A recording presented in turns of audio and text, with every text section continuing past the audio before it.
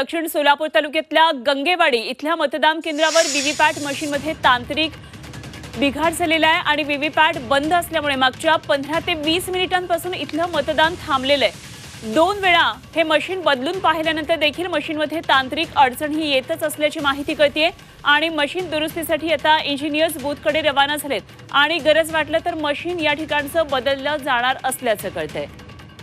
अभिषेक आदेप्पा आमचे प्रतिनिधी आपल्या बरोबर आहेत।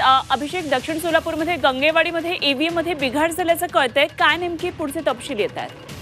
निश्चितच आता 1 तासापूर्वीच मतदान प्रक्रियेला सोलापूर लोकसभा मतदारसंघामध्ये सुरुवात झालेली आहे आणि तशातच ही माहिती आपल्या समोर येते। दक्षिण सोलापूर तालुक्यातील गंगेवाडी नावाचं मतदान केंद्र आहे। या ठिकाणी व्हीव्हीपॅटचं जे मशीन आहे गेल्या 15 ते 20 मिनिटांपासून बंद आहे। संबंधित अधिकाऱ्यांकडून ती परिस्थिती पूर्ववत करण्याचा युद्ध पातळीवर प्रयत्न सुरू आहे। 2 वेळा मशीन बदलण्यात आली, मात्र तांत्रिक बिघाड हा समोर तसाच असल्यानं आता पुढील कार्यवाही त्या ठिकाणी करण्यात येत आहे। ठीक, अभिषेक, धन्यवाद दिलेल्या माहितीसाठी आणि जरूर आपल्याकडून या संदर्भातले अपडेट्स जाणून घेत राहू। अभिषेक आदेप्पा आमचे प्रतिनिधी आपल्या बरोबर होते।